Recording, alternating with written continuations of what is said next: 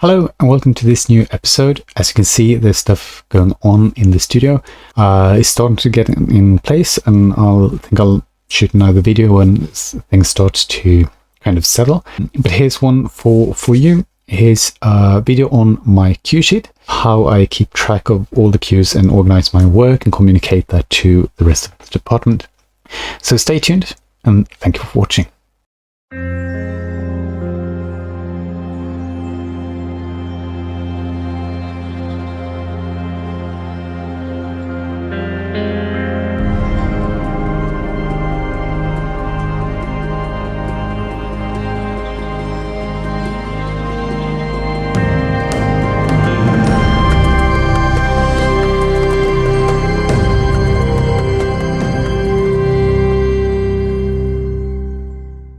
Today, we're going to grab a cup of coffee and we're going to look at my cue sheet, which basically is a document where I keep track of all my music cues for a media production. Going into this document here, I have a few general things, a very simple budget up here in the corner. Basically, this is just for very simple, small budgets. If they're more complex, I need to hire people and do more kind of detailed stuff, then of course I use a separate budget which is more made for that, but this is just for simple stuff. The next section here is for the general information. The cue sheet, is it original or a revised version? When did I prepare it? The deadline for the project or the music delivery, which also generates how many days there are left. So let's say I change this to 24th. You can see that I have 106 days left to finish a product. The initial air date, what category it is, if it's TV, movie, broadcast, game show, whatever. The version, if it's airline, cable, theme park, network, new media, music video, in this case internet, and the network source. For instance, if it's internet, it could be YouTube. We also have the program series title. Let's say I'm doing let's say Marvel What Ifs. Then we can see that the title automatically updates over here. We can call the episode something here like The Wand. And that's kind of neat to just always see that you have the correct cue sheet open, particularly when you work on multiple projects at once. Episode title, AKAs, program title, AKAs, episode number, kind of self-explanatory. Production number, frame rate, good to keep track on. Wherever you set the frame rate in your project, you can just go here and recall which frame rate you're working on. Production company, mailing address, cue sheet prepared by, and the email address to me there. So simply when you work with directors or music editors, you can just share a link to this document, and if they use the link, they always have the latest version at any time. So that is a very nice thing to have. Over here we have the program show duration. I just wrote 59 minutes 10 seconds here to show, and we have the total music duration required. All three of these are automatically calculated. So let's say here we have 3 cues. The first one is from reel 1 second 20-second frame to 1 minute, and by entering these figures it automatically calculates the duration and adds it to the total music duration required. Same goes for the second cue here, the 1, 2, 4, so it's 2 minutes long, and then we can see they all add together up here. I'll come back to the second and third category here soon. On the left hand side we have the cue ID and the cue title.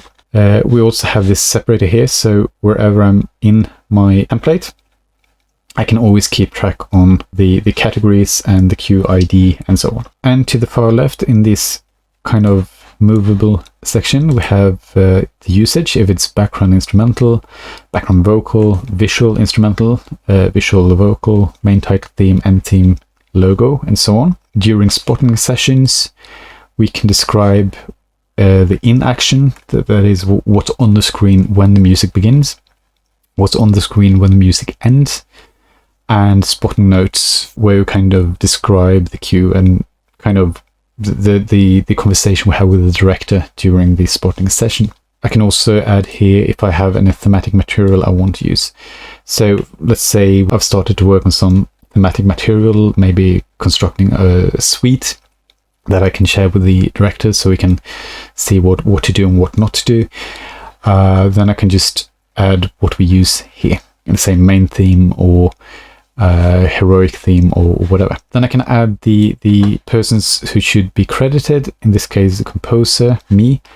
If there's a publisher involved, the performance rights organization and the shares.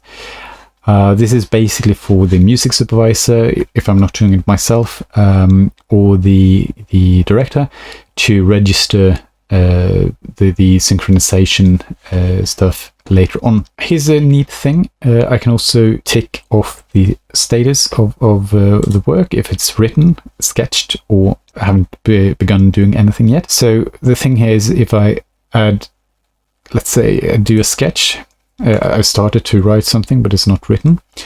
The second one is written and the third one isn't begun.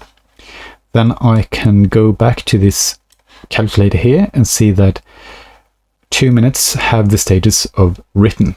So I've actually done 2 minutes of composition and there's 4 minutes remaining. So this is for me to keep track on where I am in the process. If you, let's say you have 106 days to go and you just have 4 minutes left to compose, then I can really have a lot of time to go into the material and create stuff. So just to keep track on the status. Following, you can go back here and tick off as the music get approved, if it's cut or if it's needs revision. We can also write whom approved it, especially work with in a team with multiple people to relate to, and someone approves it, then you can write that, okay, that person approved it. Which film cut version did you use for that writing that cue? For instance, let's say that you get a film cut, you compose the first version, you get it approved, and then you get a new cut for the second cue. Then you can actually write the date of the cue that you've written the music to. So if you watch the second film and suddenly you are a couple of frames off, even worse, a minute off in your synchronization, then you can see that, okay, it was made for an early version of the film cut. And the file name over here, so I can easily identify the file in my system. Now comes the recording part, where we decide if we need some striping or sweetening. Striping is when you record an orchestra section by section, so first only the woods, and then only the strings, and then only the percussion, for instance. Sweetening is where you add some recorded instruments just to kind of make the programmed music more real, or whatever you need. So let's say we do need some striping here, just for fun. Then we would need to produce some music, sheet music for the musicians to play.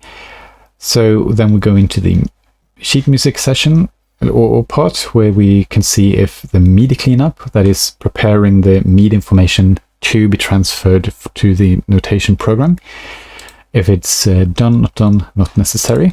The same applies to if the score has been prepared, if the score has been sent to the orchestra and whom I sent it to. So the day when the orchestra says that we haven't received any music from you, and you say, yes, I have sent it, then I can also say whom I sent it to, just to keep tracks. Have I prepared the stems for which is the music that musicians will play? If they have been sent and to whom I've sent it, the same applies to the MIDI mockup sent to the orchestra, which is kind of a stereo file or quad file or whatever, where kind of the approved version from the director is, because when a cue has been approved, it is kind of sacred, it is holy. So when they record with the orchestra, they will need to have this kind of mock-up to just being that what they record corresponds to the idea that has been approved. So has the MIDI mock-up been sent to the orchestra, and whom did I send it to? Have I prepared the Pro Tools session and sent that to the orchestra? And the Pro Tools session then would contain the hybrid stuff, the mock-ups, and kind of just having them importing it to their Pro Tools session to record the orchestra and then send it back to me so I can add it to my session and so on. Here we can tick off what sections we need to stripe. For instance, woodwinds for the first one, brass for the second, brass for the third, strings only on the last one. This will help us to plan the recording sessions. So, for instance, day 1 we only do woodwinds with Q1 and 2, which means that they are the scores we will bring, the stems that should have been sent for day 1 and so on. Later that day we do the strings, because they only do the one session. Of course, when in this case there's only one cue with one strings, let's say that cue is for 3 minutes, it could be worth recording, but if it was shorter than that and the strings could be replaced by programming, that could be a sensible way to utilize the budget better.